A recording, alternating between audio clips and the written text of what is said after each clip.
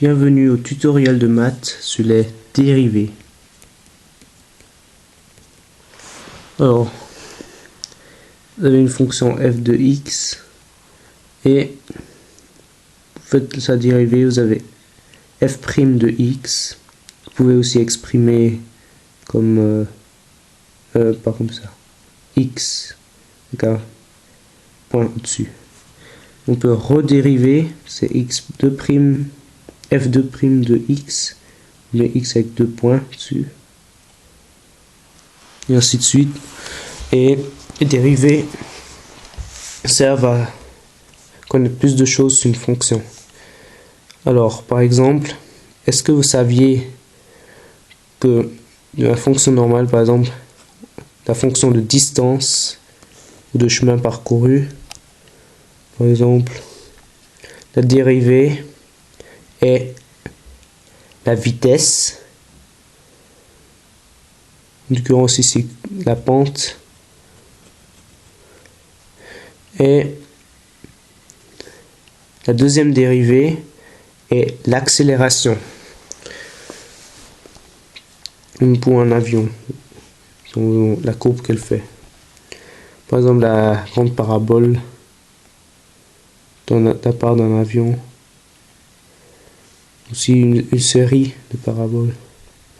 Alors, ici c'est le point à chaque fois où la fonction repart dans l'autre sens, et pour cela il faut que la troisième dérivée soit égale à 0.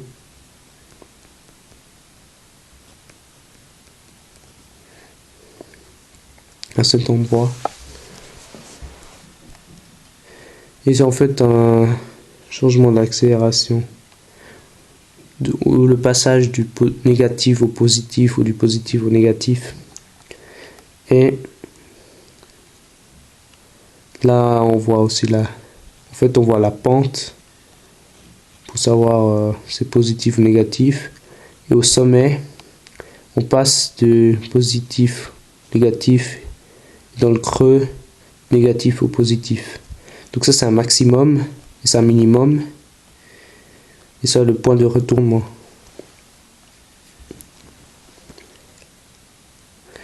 Et ici la deuxième dérivée est égale à 0. Si la deuxième dérivée n'est pas égale à 0, il faut voir si la troisième est égale à 0. Alors, si la troisième est égale à 0, c'est un point de retournement. C'est comme pour la fonction x au cube.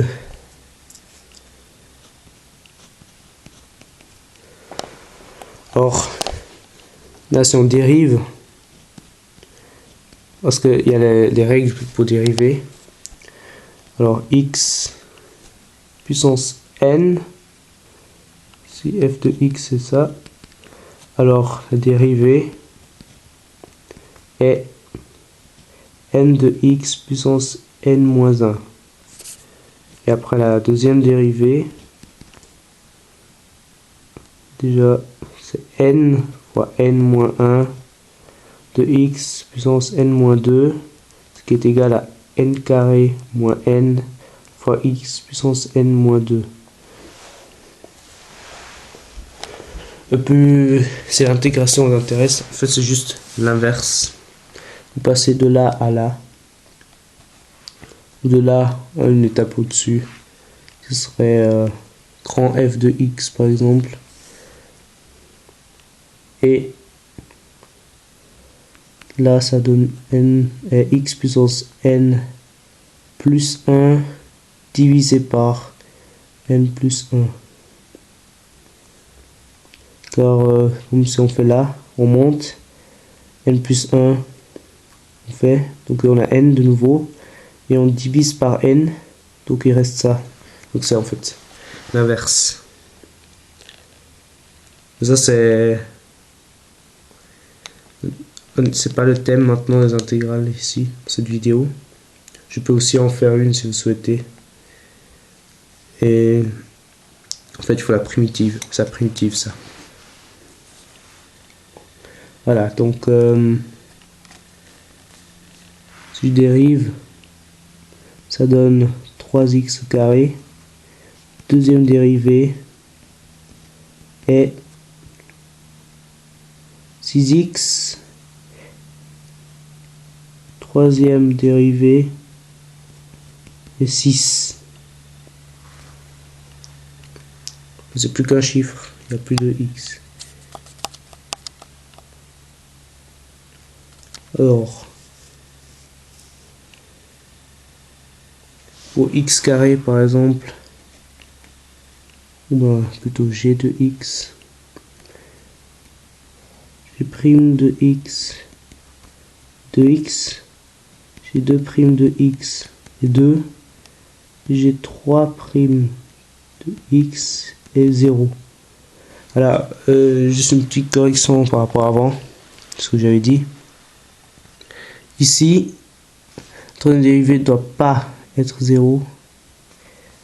Et là, c'est pas f de 0, c'est f de x égale, la deuxième dérivée, inégale à 0. Sinon, il faut voir pour la troisième dérivée. Cette deuxième dérivée n'est pas 0, il faut voir. Bon, si la deuxième dérivée est 0, de toute façon, c'est déjà trop tôt. C'est peine perdue. Là, ici, on est loin d'être au 0 là. Parce qu'il y a encore un x. Carrément encore une fonction. Tant que telle qui a une croissance. Qu'on peut dériver encore. Sans qu'on ait 0. Ben, une fonction simple comme x à la dérivée 1 et la deuxième dérivée est déjà 0. Justement, si la troisième dérivée n'est pas 0, mais si la deuxième dérivée encore un x, alors c'est pas un maximum ni un minimum. Mais c'est bien. Bon, tout c'est pas en tant que tel, c'est pas un simple, mais ça peut être un point de retournement. Parce que x puissance 4, là, si c'est juste ça, on a simplement ici 4 fois le...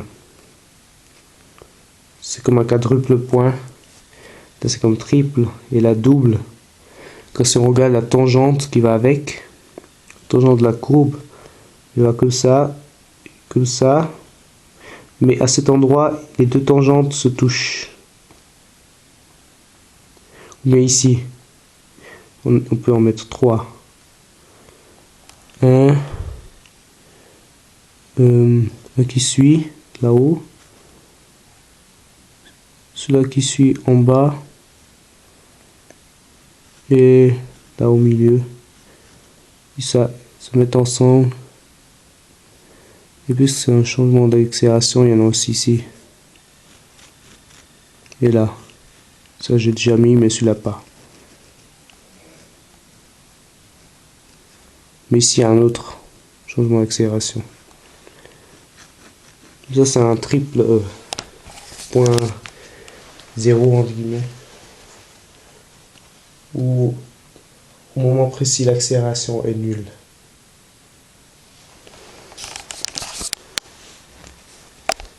Voilà, puis par exemple, pour dériver une fonction comme un peu plus compliquée, sinus x fois x carré. Alors il y a une règle pour ce genre de fonction, c'est s'il y a f de x fois g de x et que on dérive le tout, ça fait f' de x fois g de x plus f de x fois g' de x. C'est-à-dire, ici dans ce cas, dérivée est cosinus x fois x carré plus sinus x fois 2x. Et il y a aussi la particularité de la dérivée interne, comme par exemple la fonction f de x égale à cosinus de x. Alors là, il y a une dérivée interne. Si on dérive, alors déjà cosinus ça fait moins sinus de x, et puisqu'il y a x à l'intérieur, on fait encore un fois 2. Et c'est ça la dérivée interne, le 2. Si on intègre par exemple, il faut mettre ça devant pour le rentrer. Pour ça on divise après. Quand on intègre. On peut l'écrire moins 2 sin de 2x. Mais du sinus, on dérive, ça fait du cosinus. Le cosinus il crée un moins. On peut garder ça d'une manière que le CO devient un moins. Mais que le sin est déjà raccourci, donc il n'y a rien qui sort. Comme petite astuce pour garder. Alors, j'espère que vous avez bien compris la vidéo et que ça a aidé. Je vous dis ciao, à la prochaine fois.